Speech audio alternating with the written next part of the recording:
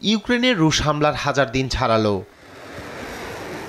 এরই মধ্যে যুক্তরাষ্ট্রের সরবরাহ করা দূরপাল্লার ক্ষেপণাস্ত্র দিয়ে প্রথমবারের মতো রাশিয়ার ভূখণ্ডে হামলা চালিয়েছে ইউক্রেন। রুশ প্রতিরক্ষা মন্ত্রণালয় জানায়, স্থানীয় সময় মঙ্গলবার বিকেলে রাশিয়ার ব্রানাস্ক এলাকায় এটিসিএমএস ব্যবস্থায় 5টি ক্ষেপণাস্ত্র ছুড়ে ইউক্রেন। সেগুলোর সবকটি লক্ষ্যবস্তুতে আঘাত হানার আগেই ধ্বংস করা হয়। তবে ক্ষেপণাস্ত্রের ধ্বংসাবশেষের আঘাতে ওই এলাকায় একটি সামরিক স্থাপনায় আগুন ধরে যায়, তবে এতে কেউ হতাহত হয়নি। সেই সঙ্গে এই হামলার যথাযথ এবং সংগতিপূর্ণ জবাব দেওয়ার ঘোষণা দেয় রুশ বাহিনী। রুশ মন্ত্রণালয়ের এই বক্তব্যের আগে ইউক্রেনের সামরিক বাহিনী জানায়, রাশিয়ার 100 কিলোমিটার ভিতরে ব্রানাস্ক এলাকায় একটি গোলাবারুদের গুদামে হামলা চালিয়েছে তারা। ওই হামলায় এটিসিএমএস ব্যবহার করা হয়েছে কিনা সে বিষয়ে নিশ্চিত করেনি ইউক্রেন।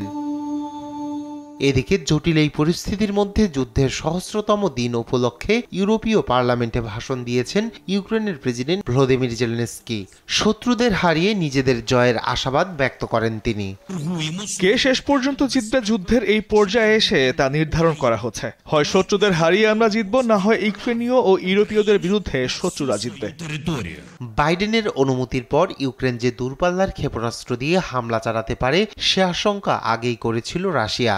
এজন্য মঙ্গলবার নিজেদের পরমাণু নীতিতে পরিবর্তন এনেছেন দেশটির প্রেসিডেন্ট ভ্লাদিমির পুতিন। নতুন নীতিতে বলা হয়, পারমাণবিক শক্তিধর কোনো দেশের সমর্থন নিয়ে রাশিয়ায় ক্ষেপণাস্ত্র হামলা চালানো হলে পাল্টা জবাবে পারমাণবিক অস্ত্র ব্যবহার করতে পারবে মস্কো। শুধু তাই নয়, কোনো জোটের সদস্য দেশ যদি রাশিয়ার বিরুদ্ধে আগ্রাসন চালায় তাহলে পুরো জোটই এই আগ্রাসন চালিয়েছে বলে বিবেচনা করতে পারবে ক্রেমলিন।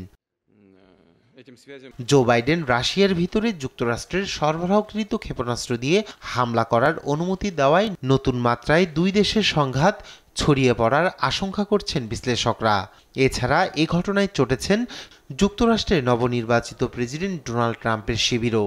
আগামী জানুয়ারিতে ট্রাম্প প্রেসিডেন্ট পদে বসার আগেই বাইডেন প্রশাসন তৃতীয় বিশ্বযুদ্ধ বাধাতে চাইছে বলেও দাবি করেন তারা।